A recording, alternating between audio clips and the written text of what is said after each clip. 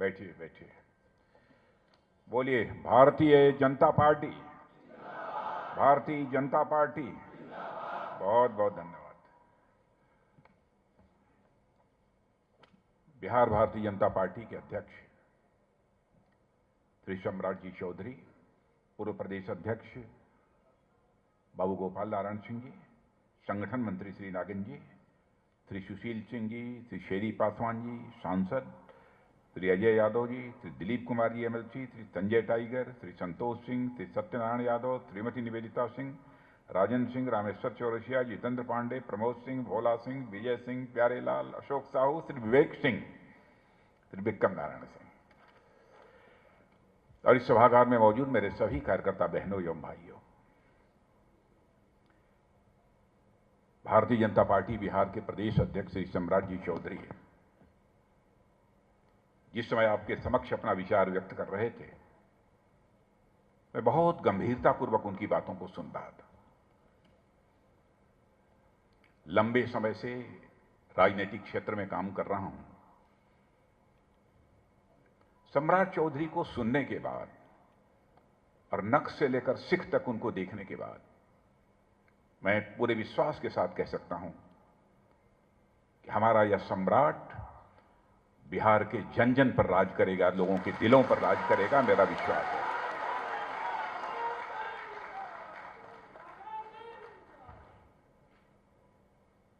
नेता ऐसा ही होना चाहिए जो अपने काम से, अपने सेवा भाव से लोगों का दिल जीत ले, लोगों के दिलों पर राज करे। अल्प समय में जिस तरीके से पार्टी को खिंचाई देने में इस बिहार में उन्होंने अपनी भूमिका का निर्वाह किया है, उसके लिए मैं सम्राट चौधरी और उनकी पूरी टीम को अपनी तरफ से हार्दिक बधाई देता हूं। और यहां पर जिस सभागार में हम लोग बैठे हैं, आप जानते हैं हमारे आदरणीय गोपाल नारायण सिंह जी भारतीय जनता पार्टी के यहां के अध्यक्ष रहे हैं। राजनीतिक क्षेत्र में रहते हुए भी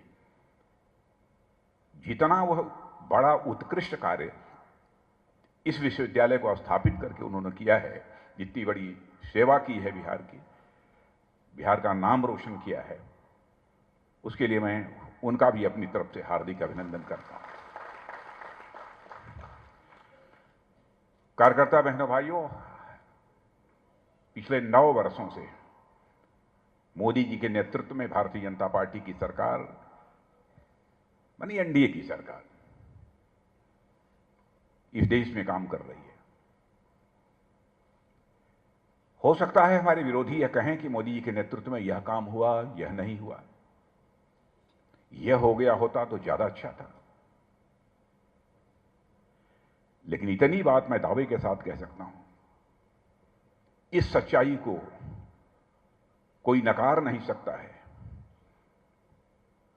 कि भारत में मोदी जी के नेतृत्व में सरकार बनने के बाद भारत का मस्तक दुनिया में ऊंचा हुआ है।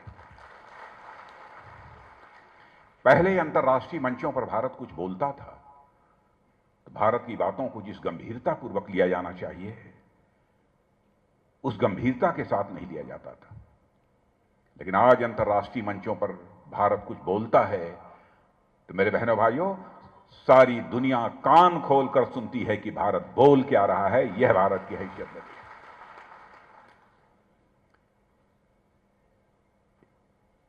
हम सभी यदि काम कर रहे हैं तो अपने देश के लिए काम कर रहे हैं, अपने देशवासियों के लिए काम कर रहे हैं। स्वाभाविक रूप से यदि हमारे कामकाज के कारण हमारे देश की प्रतिष्ठा सारी दुनिया में बढ़ती है तो हमारा भी सीना चौड़ा होता है। क्या क्या काम मोदी जी के नेतृत्व की सरकार ने किया है। मैं जानता हूं कि इस भारत के 95% से अधिक लोग हैं जिनको किसी न किसी रूप से मोदी जी की सरकार के द्वारा जो काम किए गए हैं उनका लाभ मिल रहा है। यदि मैं 100% कहूं तो यह कहना भी अतिशयोक्तिपूर्ण नहीं होगा, किन्हीं न किन्हीं मामलों में। पहले यह कोई कल्पना नहीं करता था कि ऐसी भी शख्सियत कोई प्रधानमंत्री के रूप में आएगी कि भारत का सितारा सारी दुनिया में चमकने लगेगा। दुनिया के दूसरे देशों के लोग भारत के बारे में अब ये कहने लगे हैं कि भारत जिस तेजी के साथ आगे बढ़ रहा है, कुछ कहा नहीं जा सकता कि दुनिया का सबसे विकसित देश यदि भविष्य में कोई बनेगा तो केवल और केवल भारत बनेगा। अब मैं एक उदाहरण आपको देना चाहता हूं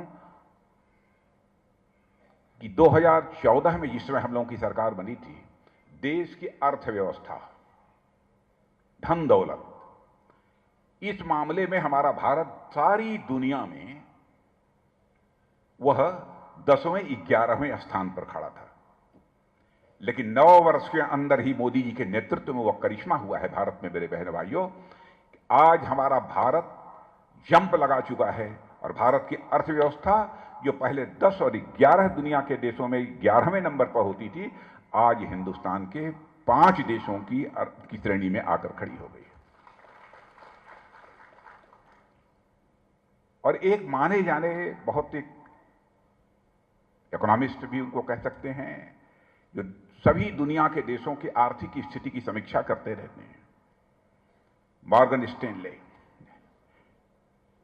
उन्हीं के एक फाइनेंशियल एनालिस्ट ने, उनके एक आर्थिक विश्लेषक ने यह कहा है, इस सच्चाई को नकारा नहीं जा सकता है कि 2027 आते आते यानी 4 वर्ष के बाद ही भारत की अर्थव्यवस्था दुनिया के टॉप 3 देशों में आकर खड़ी हो जाएगी। यह भारत की हैसियत सारी दुनिया में बनी है।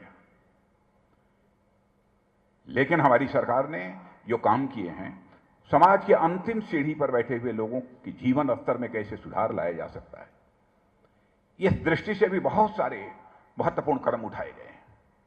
आजादी के इतने वर्ष गुजर जाने के बाद भी कोई यह सोच नहीं सकता था भारत में वह स्थिति पैदा हो जाएगी कि एक परिवार भी शेष नहीं बचेगा जिस परिवार को अपना सिर ढकने के लिए पक्का छत न मुहैया हो जाए। मैं आंकड़े में नहीं जाना चाहता हूं, लेकिन आज भी मैं कहना चाहता हूं कि जिन लोगों को किन्हीं कारणों से यदि आज तक पक्का छत नहीं मिल पाया है, तो उन परिवारों को भी पक्का छत उपलब्ध होकर रहेगा। क्या कभी आपने सोचा था कि कोई ऐसा भी प्रधानमंत्री इस देश में आएगा जो घर घर नल के माध्यम से जल पहुंचाएगा? इतना संवेदनशील प्रधानमंत्री होगा, उसे इस बात की चिंता सताने लगेगी कि हमारी घर की माताएं बहनें, भले ही वह गरीब परिवार से क्यों ना आती हों, पानी लेने के लिए दूर दराज उन्हें न जाना पड़े और एक घड़े के ऊपर घड़ा, घड़े के ऊपर घड़ा पानी से भरा हुआ उसे लेकर उन्हें आना पड़ता था। इन हालातों से निजात दिलाने का काम इस आजाद भारत में इसकी पहली पहल यदि किसी ने की है तो हमारे प्रधानमंत्री नरेंद्र भाई मोदी ने की है। मेरे बहनों भाई, देश के लगभग 12 करोड़ घरों में नल से जल पहुंच चुका है। और जब हमारी सरकार बनी थी तो आपको जानकर आश्चर्य होगा कि बिजली भी देश के 18,000 ऐसे गांव थे जहां पर की बिजली नहीं पहुंची थी। माने आजादी के इतने वर्ष गुजर जाने के बाद भी गांव में बिजली नहीं पहुंची थी। मैं दावे के साथ कह सकता हूं कि आज हिंदुस्तान में एक भी ऐसा घर शेष नहीं बचा होगा जिन घरों में बिजली की रोशनी न चमकती हो। ऐसा एक घर भी अब नहीं बचा होगा। यदि मैं सारी चीजों को चर्चा करूं तो एक बहुत ही लंबा समय लगेगा। किसान भाइयों ने कभी यह कल्पना नहीं की होगी कि इस देश में ऐसा भी प्रधानमंत्री कोई आएगा, ऐसी भी कोई सरकार आएगी कि हमको बिना कुछ किए दिए 6,000 रुपया हर साल हमारे खाते में ला देंगे। हर 4 महीने पर 2,000 रुपया इस हिंदुस्तान के हर किसान के अकाउंट में पहुंच जाता है। वही 6,000 रुपया गरीब के लिए कितना लाभकारी होता है, कितनी मदद उसको मिलती है, या कोई धनवान व्यक्ति नहीं बतला सकता, वह कोई गरीब व्यक्ति ही बतला सकता है कि 6 रुपए से उसको क्या राहत मिलती है। और मुझे याद है, एक भी पैसा इसमें भ्रष्टाचार की भेंट नहीं करता। मैं आपको याद दिलाना चाहूंगा, राजीव गांधी जब भारत के प्रधानमंत्री थे राजीव गांधी जी कहते थे, क्या करें, भ्रष्टाचार बहुत है। ऊपर से हम 100 पैसा भेजते हैं, लेकिन नीचे पहुंचते पहुंचते लोगों की जेबों में बामुश्किल 14-15 पैसा पहुंच पाता है। माने 85-86 पैसा यह भ्रष्टाचार की भेंट चढ़ जाता है। यह राजीव गांधी जी कहा करते थे और उन्होंने अपनी मजबूरी जाहिर की थी। बहनों भाइयों, मैं राजीव गांधी की आलोचना नहीं कर रहा हूं, मैं किसी प्रधानमंत्री की आलोचना करता भी नहीं, क्योंकि मैं मानता हूं प्रधानमंत्री व्यक्ति नहीं होता है, संस्था होता है, और स्वस्थ लोकतांत्रिक व्यवस्था में संस्था की इज्जत की जानी चाहिए, उसका आदर किया जाना चाहिए। लेकिन ईमानदारी से उन्होंने अपनी मजबूरी बतलाई है कि क्या करें, 100 पैसा भेजते हैं, लेकिन बामुश्किल 14 पैसा 15 पैसा नीचे तक लोगों के पास पहुंच पाता है। लेकिन देखा कि हमारे 56 इंच चौड़े सीने वाले प्रधानमंत्री ने पूरे सिस्टम में बदलाव लाकर वह करिश्मा कर दिया कि यदि दिल्ली की बैंक से यदि 100 पैसा चलता है तो 100 का 100 पैसा गरीब के हाथों में पहुंचता है। यह है सरकार। भाषण देकर कभी भ्रष्टाचार को समाप्त नहीं किया जा सकता है, भाषण देकर भ्रष्टाचार को कभी कम भी नहीं किया जा सकता है। सिस्टम में बदलाव लाने की आवश्यकता होगी। और मैं कह सकता हूं, अभी मैं दावा नहीं करता कि 100% भ्रष्टाचार समाप्त हो गया, लेकिन उस दिशा में प्रभावी कदम हमारी सरकार ने उठाया है। इस सच्चाई को कोई नकार नहीं सकता है। इसके अतिरिक्त भी प्रधानमंत्री फसल बीमा योजना के अंतर्गत जो हमारी स्कीम बनाई गई है, उससे आप सभी अच्छी तरह परिचित हैं। अब आपको जानकर आश्चर्य होगा कि इसके अंतर्गत इस देश में लगभग 38 करोड़ लोगों का पंजीकरण हुआ है। 38 करोड़ लोगों का पंजीकरण हुआ है। जो भी हमारा किसान अनाज पैदा करता है, उसकी उचित कीमत जो बाजार में मिलनी चाहिए वह नहीं मिल पाती थी। पहली बार किसी प्रधानमंत्री ने सोचा कि हमारा किसान अपने खेतों में अन्न पैदा करने के लिए जो लागत लगाता है, उसका कम से कम 1.5 गुना पैदावार के बाद उसे हासिल होना चाहिए। इसलिए मिनिमम सपोर्ट प्राइस में मोर देन 50%, 50% से अधिक की बढ़ोतरी करने का काम यदि किसी ने किया है तो हमारे प्रधानमंत्री नरेंद्र भाई मोदी ने किया है। कई ऐसे करिश्माई काम जिनसे कि हमारे देश की जनता अच्छी तरह परिचित है। और हमारे सम्राट जी ने आपको बताया कि 390 नए विश्वविद्यालय, 7 नए IIT, 7 नए IIM और 15 एम्स, 225 मेडिकल कॉलेज। इतना ही नहीं, हमारे प्रधानमंत्री का संकल्प है कि हमारी सरकार के रहते रहते इस भारतवर्ष में एक जिला नहीं बचना चाहिए जिस जिले में कम से कम एक मेडिकल कॉलेज न हो जाए। ऐसा एक जिला भी शेष नहीं होना चाहिए। अब आप लोगों में से जो पढ़े लिखे होंगे वही जानते होंगे, स्टार्टअप्स होते हैं। स्टार्टअप्स कितने लोग जानते हैं? हाथ में कुछ नौजवान पढ़े लिखे होंगे। स्टार्टअप पहले 2009 के पहले इस भारत में स्टार्टअप्स माने कुछ अपना पैसा लगा के 50 लाख, 60 लाख, 70 लाख, 80 लाख, 1 करोड़ यह लगाकर कुछ ना कुछ नया रिसर्च करते थे, कुछ अनुसंधान करते थे, नई टेक्नोलॉजी, नई तकनीक निकालते थे। ऐसे लोगों की संख्या, नौजवानों की संख्या बामुश्किल 500 थी। आज आपको जानकर खुशी होगी कि ऐसे स्टार्टअप्स की संख्या भारत में लगभग 1 लाख पहुंच गई है। 500 से 1 लाख पहुंच गई है। और हमारे नौजवानों ने तो वो करिश्मा किया है।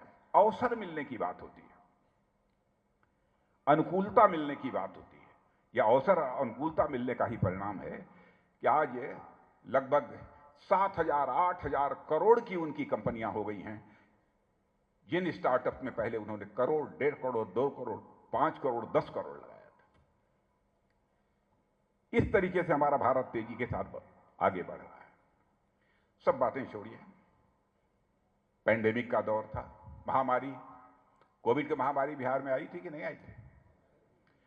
कोविड महामारी के दौर में भारत का शायद ही कोई ऐसा परिवार रहा हो जो प्रभावित न हुआ हो। और यह कोविड की महामारी से सारी दुनिया प्रभावित थी। भारत में कोविड की वैक्सीन नहीं बनती थी। लेकिन हमारे प्रधानमंत्री ने जिस तरीके की पहल की है मेरे बहनों भाइयों, आपको जानकर आश्चर्य होगा।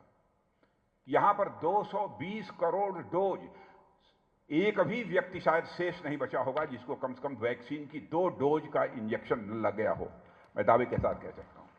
और दुनिया के किसी देश में चले जाइए, उस देश में सभी नागरिकों को वैक्सीन का 2 टीका यानी 2 डोज लग गई हो, एक भी देश नहीं मिलेगा। यहां तक कि दुनिया का सबसे ताकतवर देश अमेरिका में भी आपको यह नहीं मिलता। यह हालत है। और हमारे यहां वैक्सीन बनती नहीं थी, हम लोगों ने वैक्सीन बनाना प्रारंभ किया, और वैक्सीन बनाकर केवल अपने देशवासियों की सेवा नहीं की, बल्कि दुनिया के 100 देशों को भी हमने वैक्सीन मुहैया कराने का काम किया। यह है हमारा भारत। हम कहते हैं ना, हमारे देश के ऋषियों और महर्षियों ने कहा था, हम पूरे विश्व को ही अपना परिवार मानते हैं।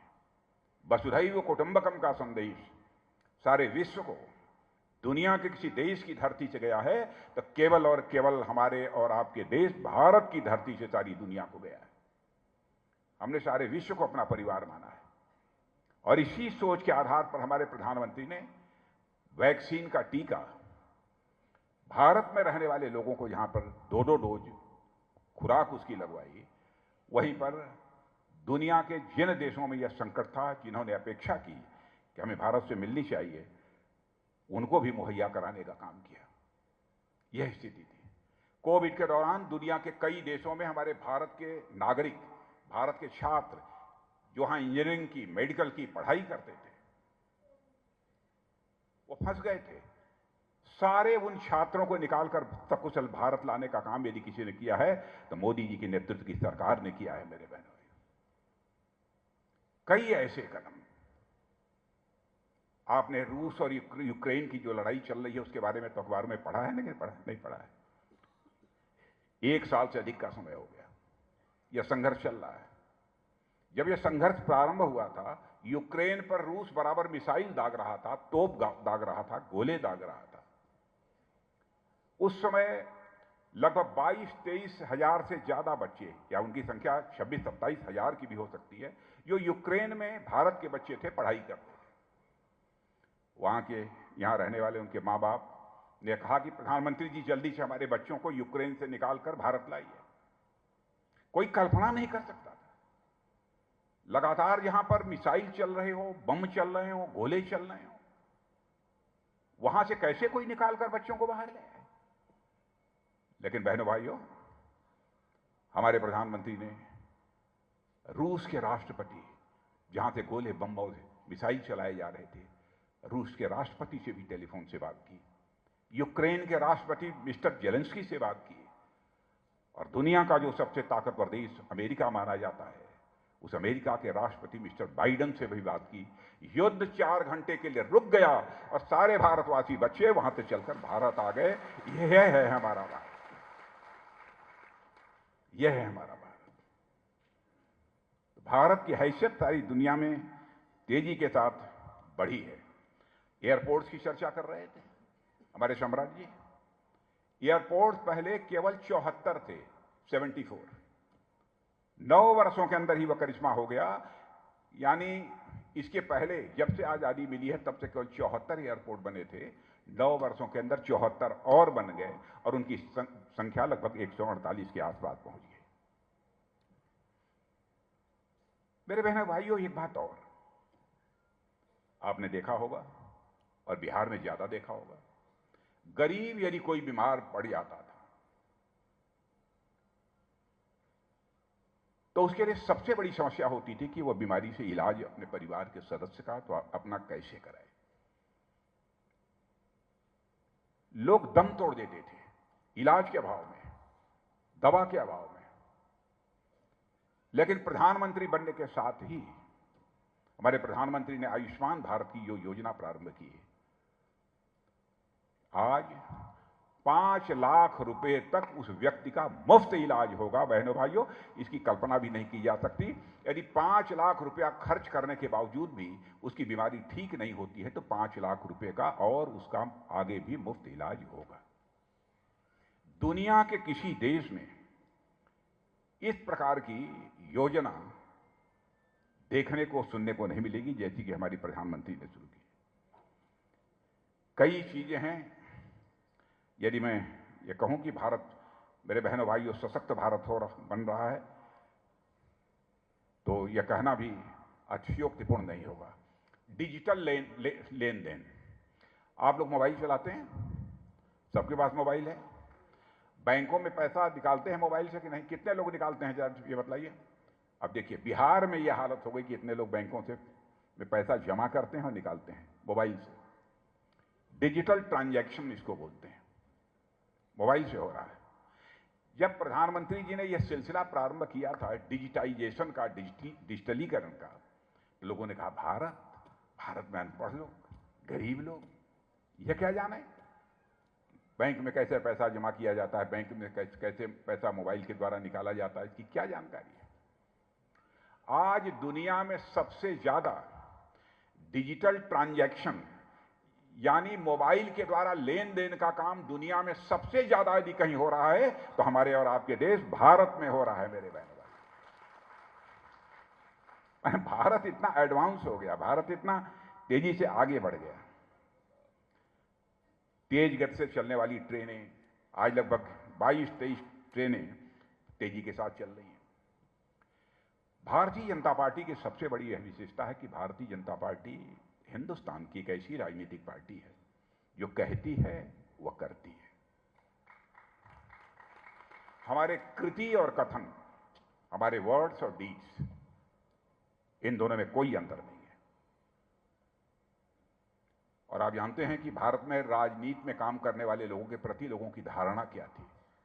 राजनीति में काम करता है, झूठ बोलता होगा, ये जो कहते हैं वह करते नहीं हैं। लेकिन मैं बिहार प्रदेश के इंटेलेक्चुअल से, बुद्धिजीवियों से भी कहना चाहूंगा, हमारा 1951 का, 1951 का भी घोषणा पत्र उठाकर देख लें, जबकि हम भारतीय जनसंघ के रूप में काम करते थे। अपने घोषणा पत्र में उस समय जो कुछ भी हमने कहा था, जब तक नहीं हुआ पूरा हुआ तब तक उसे हम अपने घोषणा पत्रों में डालते रहे। धारा 370 जम्मू कश्मीर की समाप्त होनी चाहिए और जम्मू कश्मीर का भी वही स्टेटस होना चाहिए जो भारत के अन्य राज्यों का दर्जा है, जो स्टेटस है।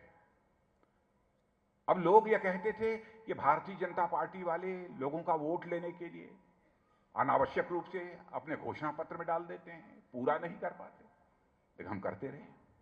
और आपने देखा कि 2019 में दूसरी बार पूर्ण बहुमत की सरकार दोनों सदनों में बनने के बाद हमने चुटकी बजाकर धारा 370 समाप्त कर दिया और जम्मू कश्मीर का भी वही दर्जा है जो हिंदुस्तान के अन्य राज्यों का दर्जा है। यानी हमने कहा वो किया। अयोध्या में भव्य राम का मंदिर बनना चाहिए। लोग ये कहते थे ये तब तक राम का मंदिर बनाते रहेंगे जब तक कि इनकी सरकार न आ जाए, और उसके बाद राम मंदिर नहीं बनाएंगे। ये हमारे विरोधी दल हम पर आरोप लगाते थे। लेकिन बहनों भाइयों, आपने देखा सरकार आने के बाद ही आज अयोध्या की धरती पर भव्य राम का मंदिर खड़ा हो रहा है।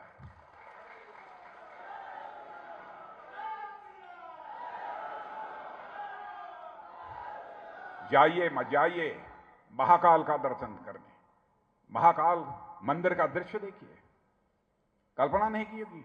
बद्री धाम जाइए, केदार धाम जाइए, सोमनाथ जाइए। और जानते हैं, यह सब सारी चीजें होने के कारण, भारतीय जीवन मूल्यों के प्रति आस्था बढ़ने के कारण आज विदेशों में कुछ लोग यह कहने लगे कि अब दुनिया में भारत इंडिया के रूप में नहीं जाना जाएगा, बल्कि भारत के रूप में भारत जाना जाएगा। अंग्रेजियत अब धीरे धीरे जा रही है।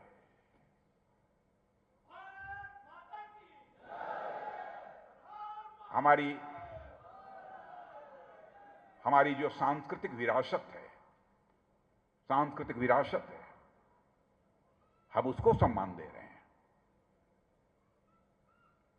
जो लुप्त हो गई थी उसके बाद उसके संबंध में चर्चा करना यह सांप्रदायिकता माना जाता था। लेकिन डंके की चोट पर हम कहते हैं यह हैसियत भारत की बनी है। आदिवासी समाज है, गरीब समाज है, जनजाति गौरव दिवस। माने बिरसा मुंडा का कंट्रीब्यूशन भारत की आजादी में कितना बड़ा है, उनको याद तक नहीं किया जाता था। बहुत सारे लोगों को याद किया गया। पहली बार जनजाति गौरव दिवस इस देश में मनाया जाना चाहिए, इसकी यदि चिंता की किसी ने, मेरे बहनों भाइयों, तो हमारे प्रधानमंत्री नरेंद्र मोदी जी ने की है। कई ऐसी बातें हैं। मैं देश की अर्थव्यवस्था की बात कर रहा था, देश के माली हालत की बात। मेरे बहनों भाइयों, मैं आपको बतलाना चाहूंगा कि जिस मॉर्गन स्टैनले का मैंने नाम लिया था, उन्होंने दुनिया में 5 देश, ब्राजील, इंडोनेशिया, टर्की और एक शायद साउथ अफ्रीका और एक भारत, 5 देशों के बारे में 2013 में इन्होंने कहा था कि यहां की अर्थव्यवस्था बड़ी टूटी फूटी है, कब बर्बाद हो जाए, कब समाप्त हो जाए, कुछ कहा नहीं जा सकता है। 2013 में कहा था। हमारे प्रधानमंत्री मोदी जी के प्रधानमंत्री बनने के बाद आज वही व्यक्ति यह कह रहा है कि भारत की अर्थव्यवस्था टूटी फूटी अर्थव्यवस्था नहीं है, बल्कि दुनिया में सबसे तेजी से आगे बढ़ने वाली अर्थव्यवस्था यदि कोई है तो हमारे और आपके देश भारत की है। आज वो भी कह रहा है। हमारे 2 पड़ोसी हैं, पाकिस्तान और चाइना। आप जानते हैं कि पाकिस्तान तो आए दिन कुछ न कुछ इधर उधर की हरकत करता ही रहा है, लेकिन अब नहीं हो रही है। ठीक है, उरी और पुलवामा का जो कांड हुआ था, उसके बाद हमारे प्रधानमंत्री ने हम 2-3-4 लोगों के साथ बैठकर 10 मिनट के अंदर फैसला कर लिया, क्योंकि उधर से आतंकवादी आकर हमारे सुरक्षा कर्मियों को, इधर कई सुरक्षा कर्मियों की उन्होंने हत्या कर दी, कई हमारे सुरक्षा के जवान शहीद हुए। और उसके बाद हमारे प्रधानमंत्री ने फैसला किया, और उसके बाद जो कुछ भी हमारे भारत के सेना के जवानों ने किया है, मेरे बहनों भाइयों, यह संदेश केवल पाकिस्तान को ही नहीं, सारी दुनिया को चला गया। भारत अब कमजोर भारत नहीं रहा है। भारत के अंदर वह ताकत है कि जो भारत को छेड़ेगा उसे वह इस पार भी मार सकता है, जरूरत पड़ी तो उस पार भी जाकर मार सकता है। यह भारत की हैसियत बनी है।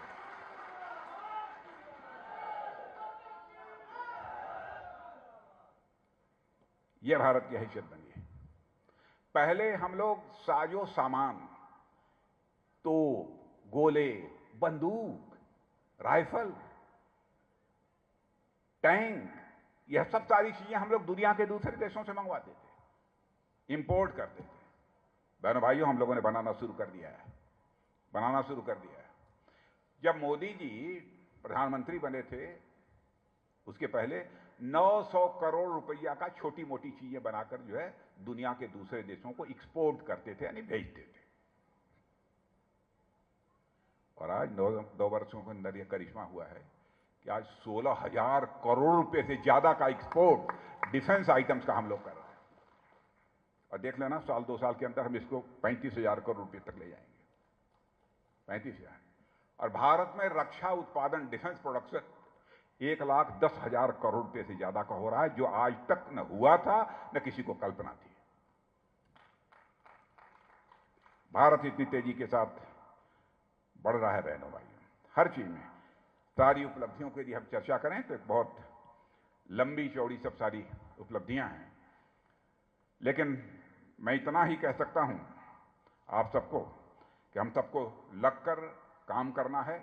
हम केवल सरकार बनाने के लिए राजनीति नहीं करते, हम राजनीति करते हैं, समाज बनाने के लिए राजनीति करते हैं, देश बनाने के लिए राजनीति करते हैं।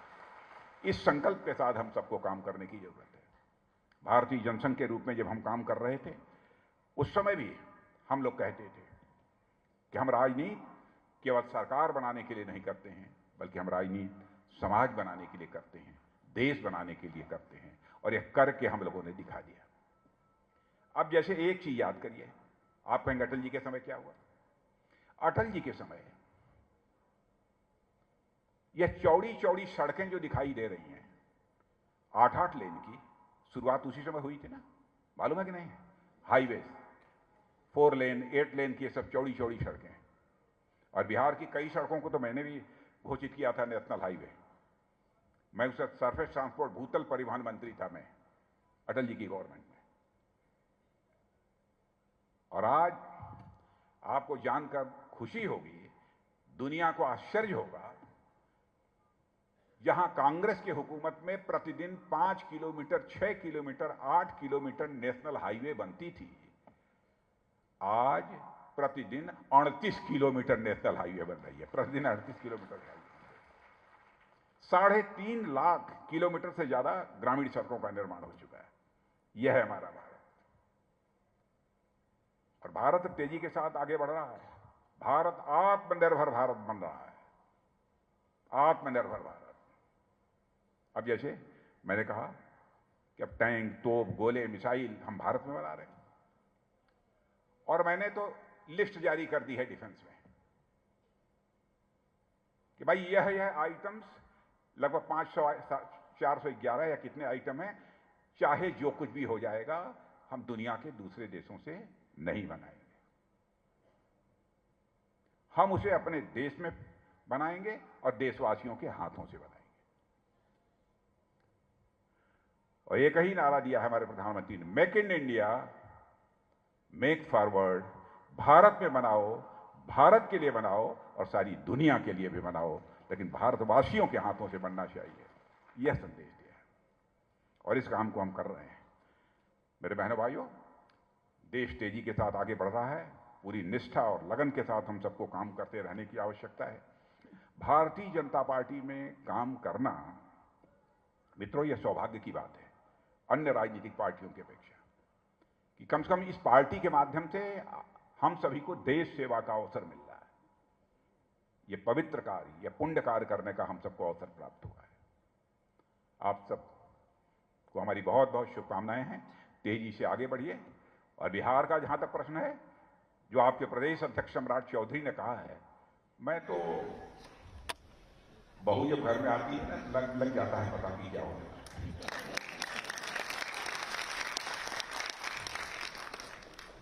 मुझे लगता है कि सम्राट चौधरी के भी पांव कुछ ऐसे ही हैं। और किसी सहयोग प्रयोग से नहीं, सचमुच अब तो लगने लगा है Bharatiya Janata party clear majority के साथ, स्पष्ट बहुमत के साथ बिहार में सरकार बनने से हमें कोई रोक नहीं पाएगा। आप सबको बहुत बहुत धन्यवाद। अब मैं धन्यवाद ज्ञापन के लिए मुकेश